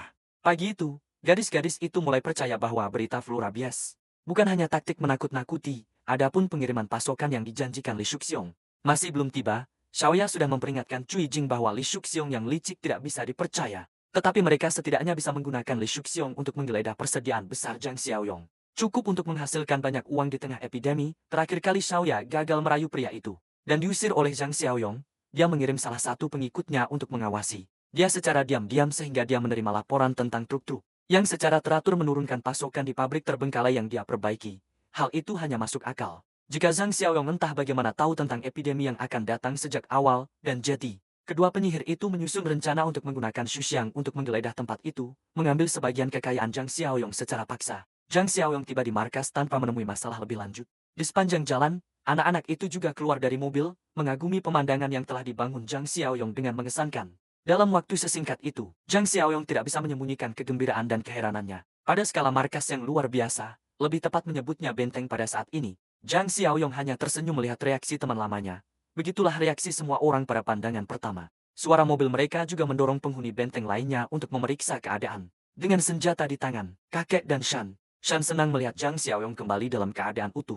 Pemuda itu meyakinkan mereka bahwa dia baik-baik saja, dan memanggil anak-anak itu untuk memperkenalkan mereka sebagai anggota baru benteng. Ya, dia hanya mengenal Zhang Xiaoyong. Jadi dia hanya menyebut anak-anak lain sebagai teman sekelas Zhang Xiaoyong. Kakek Sang Bao dan Shan juga dengan riang memperkenalkan diri, menyambut para pendatang baru ke keamanan benteng. Kemudian Zhang Xiaoyong menugaskan kakek Sang Bao untuk membawa beberapa orang untuk menunjukkan mereka berkeliling area, dan menjelaskan aturan serta peraturan mereka secara rinci. Kacamata tidak bisa tidak merasa seolah-olah mereka baru saja memasuki markas militer sebelum berkeliling tempat itu. Si pengecut dengan lembut menuntut perhatian semua orang. Pertama dia bertanya apakah mereka juga bisa diberi senjata, agar mereka bisa berkontribusi dalam mempertahankan tempat yang besar itu. Zhang Xiaoyong menatapnya dengan curiga. Mereka belum berada di sini selama 1 jam penuh dan pria itu sudah meminta untuk dipersenjatai. Bukankah itu mencurigakan? Kacamata berbisik kepada Yiming si pengecut untuk berhenti begitu bersemangat mendapatkan senjata. Karena mereka adalah pendatang baru di sini. Menuntut sesuatu seperti itu membutuhkan tingkat kepercayaan terlebih dahulu. Untuk menghentikan tuntutan Yiming, Zhang Xiaoyong berjanji bahwa semua orang akan mendapatkan senjata dalam beberapa hari lagi. Juga, cedera kepala Cancong parah, jadi dia harus diperiksa di ruang medis terlebih dahulu untuk perawatan. Setelah beberapa jam, anak-anak itu akhirnya berhasil membersihkan diri dari minuman keras dan ketegangan dari skenario hidup atau mati. Yiming menoleh ke kacamata dan dengan kesal bertanya mengapa dia menghentikan tuntutannya untuk senjata. Sebelumnya dia berpikir bahwa jika kacamata tidak campur tangan, mungkin mereka sudah memegang senjata sekarang. Keberanian si pengecut ini untuk berdiri dan berpidato tentang bagaimana yang terbaik adalah dilindungi mengingat situasi saat ini. Itu menggelikan. Tanpa senjata api, dia bahkan membandingkan berada di benteng ini dengan menjadi tahanan rumah. Syukurlah kacamata memiliki akal sehat dan rasa syukur karena telah diselamatkan dari cengkeraman yang terinfeksi. Yiming terus mencoba menabur rasa tidak percaya di antara teman-teman sekelasnya. Mempertanyakan latar belakang Zhang Xiaoyong karena pria itu hanya mengklaim bahwa dia dipekerjakan oleh klien anonim. Untuk perlindungan, Yiming dengan tepat menemukan celah dalam cerita itu karena tidak masuk akal. Dia menggertakkan giginya dan juga membahas perawatan Cancong. Zhang Xiaoyong berjanji akan memantau cedera teman mereka. Tetapi ruang medis memiliki fitur keamanan lebih dari sel penjara. Yiming melontarkan ide beracun, bahwa Zhang Xiaoyong mungkin berkonspirasi untuk mengambil organ teman mereka di ruangan steril itu tanpa sepengetahuan mereka. Jadi dia bertekad untuk merekrut lebih banyak orang bodoh untuk tujuannya dan menyerang lebih dulu terhadap penyelamat mereka. Kacamata sangat menentang ide itu. Tidak ingin mengkhianati Zhang Xiaoyong setelah dia membawa mereka ke tempat aman. Yiming menegaskan bahwa dia lebih baik mengkhianati dunia daripada membiarkan dunia mengkhianatinya. Jadi dia ingin mengambil alih benteng dan menguasai seluruh area. Selain mereka dan pria Zhang Xiaoyong itu, hanya ada seorang lelaki tua dan seorang gadis muda. Yiming berpikir bahwa jika Zhang Xiaoyong pergi, mereka bisa menangkap lelaki tua itu dan gadis itu. Gadis itu kebetulan juga cukup manis dan Yiming menginginkan itu. Anak-anak itu hanya menatapnya dengan jijik dan cemoohan. Untungnya kacamata dan Zhang Xiaoyong bukan tipe pria seperti itu. Menyadari bahwa mereka tidak tertarik pada rencananya, Yiming melambaikan tangannya dan tertawa. Menganggap apa yang baru saja dia katakan sebagai lelucon yang tidak boleh dianggap serius. Zhang Xiaoyong dengan naif menerima alasan setengah-setengah itu begitu saja. Kiamat bahkan belum sepenuhnya dimulai, dan Yiming sudah merencanakan perbuatan bejat yang melanggar hukum. Kacamata juga menambahkan bahwa jika Zhang Xiaoyong ingin memanen organ mereka, mereka pasti sudah dikurung tanpa daya sekarang. Saat kedua lainnya keluar dari kamar mandi, Yiming menganggap mereka tidak layak untuk diajak bersekongkol. Dia percaya bahwa di masa-masa kacau, seseorang harus kejam meskipun dia gemetar saat melihat darah. Sementara teman-temannya berkelahi dengan gangster sebelumnya, Yiming ingin menjadikan mereka pesuruh seumur hidup setelah dia mengambil alih. Kakek Shang Bao melaporkan bahwa Zhang Xiaoyong dan yang lainnya sudah mulai menetap. Adapun Cancong yang terluka, dia juga dalam masa pemulihan sesuai instruksi. Semua pintu dan jendela juga sudah diamankan. Zhang Xiaoyong berterima kasih kepada kakek Shang Bao dan Shan atas kerja keras mereka. Menyuruh mereka untuk beristirahat karena mereka tidak tahu apa yang akan terjadi besok. Sebelum mereka pergi, Zhang Xiaoyong juga memperingatkan keduanya untuk mengawasi Zhang. Dua teman sekelas Kei lainnya, karena dia merasakan ada aura pengkhianat di antara mereka. Di tengah malam, Zhang Xiaoyong langsung pergi ke gudangnya untuk membereskan beberapa barang. Dia membuka toko item sistem dan memeriksa penawaran dengan cermat. Mengklik semua produk yang ditawarkan, dia berhasil menukarkan kotak petani kiamat level 1 seharga 2 poin, kotak persediaan makanan level 1 seharga 5 poin, dan kotak persediaan pencegah bersenjata level 1 seharga 5 poin lagi, menyisakan 8 poin untuknya. Kotak petani kiamat berisi 50 biji jagung, kotak persediaan makanan memberinya 200 kg sosis pati, 100 kg babi rebus yang sudah dimasak dengan sayuran awetan dan 50 kotak mie kubis acar. Adapun kotak pencegah bersenjata, itu berisi 500 butir amunisi 9 mm. Dia menumpuk hadiah dari kotak-kotak itu dalam satu tumpukan. Melihat ukuran tumpukan yang sangat besar itu sendiri cukup mengesankan, itu tidak sebaik menghabiskan uang dengan bebas. Sekarang di kiamat yang akan datang dengan sumber daya langka, tetapi persediaan tetaplah persediaan. Mereka tak ternilai. Hari berikutnya tiba dan pagi dimulai. Dengan beberapa kendaraan yang berhenti di gerbang benteng, mereka mengkonfirmasi bahwa mereka memiliki alamat yang benar. Dan mulai menyusun rencana mereka. Yang keluar dari kendaraan adalah beberapa pria bersenjata yang membawa pisau. Saat seorang pria berjas menyelesaikan panggilan teleponnya, setelah menutup telepon, pria berjas itu memerintahkan anak buahnya untuk mendobrak gerbang dengan sekuat tenaga. Pasukan bodoh itu mulai memukuli gerbang baja dengan tongkat mereka, dan mencoba menendangnya dengan kaki mereka. Setelah beberapa menit mencoba tanpa hasil, mereka mengeluh bahwa pintunya terlalu tebal dan mereka tidak akan bisa mendobraknya. Dengan peralatan yang mereka bawa, Tuan Setelan merasa geram. Dia datang ke sini berharap bisa menerobos pintu rumah biasa, hanya untuk terhenti di pintu masuk.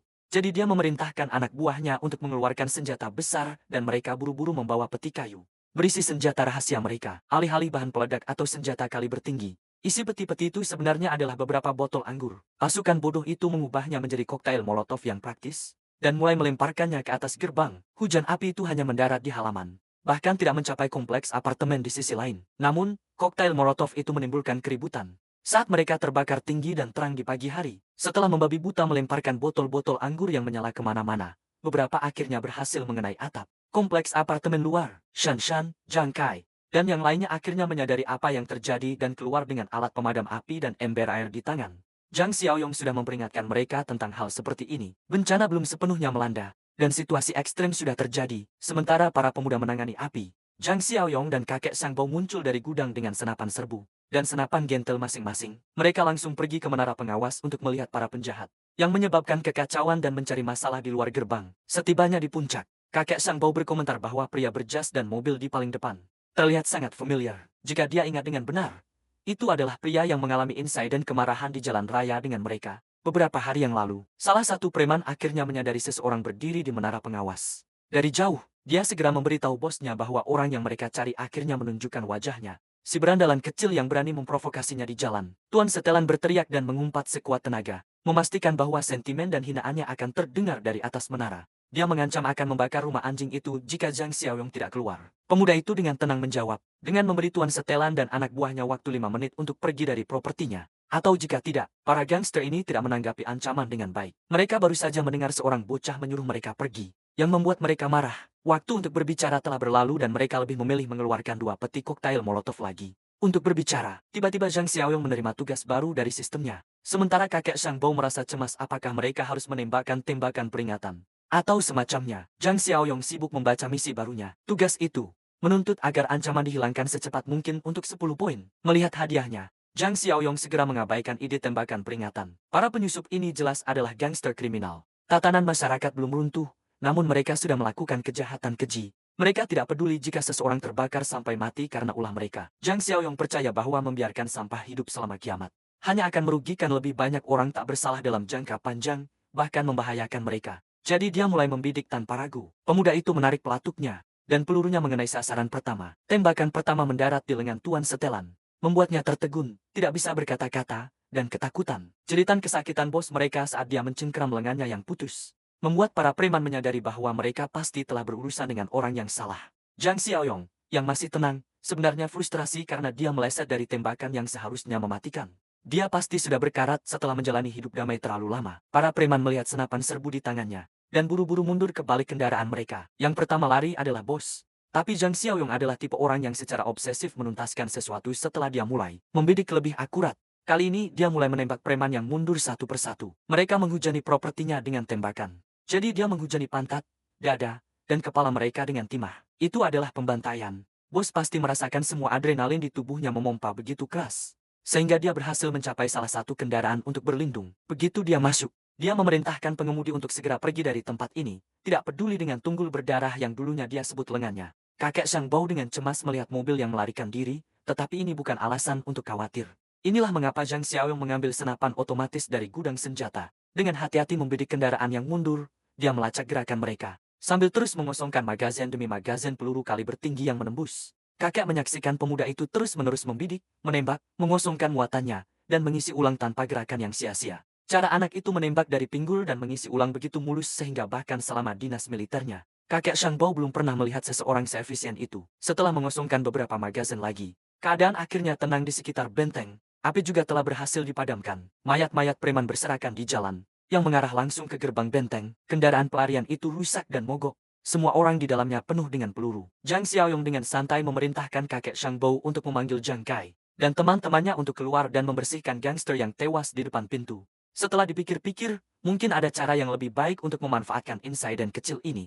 Karena ini masih awal kiamat, mungkin dia bisa membiarkan mayat-mayat di bawah bermutasi menjadi zombie dan menggunakannya sebagai target praktis untuk mengembangkan kecakapan tempur Zhang Xiaoyong dan Shan Shan. Jadi, dia menyuruh kakek untuk mengabaikan perintahnya sebelumnya dan membiarkan para preman tergeletak mati di tengah jalan. Untuk rencana masa depannya yang lebih luas, tidak jauh dari benteng, sekelompok mobil dan van lain melaju semakin dekat. Li Shuxiong berada di dalam salah satu mobil putih, dengan tidak sabar bertanya apakah mereka sudah dekat dengan lokasi atau belum. Cui Jing memasang suara imutnya yang ceria, dan dengan riang menjawab bahwa mereka seharusnya tiba setelah persimpangan berikutnya. Xiaoya duduk bersamanya di kursi belakang. Dia sebenarnya merasa kesal dengan tingkah imut yang Cui Jing selalu lakukan ketika Li Shuxiong yang tidak berguna ini ada di sekitar. Seorang penyihir tahu kapan penyihir lain sedang bermain. Setelah mencapai pinggiran benteng, mereka berhenti dan Cui Jing menyuruh Li Shuxiong menunggu sementara dia masuk ke dalam. Segera setelah Cui Jing keluar dari mobil, dia mencoba melibatkan temannya dalam rencananya juga.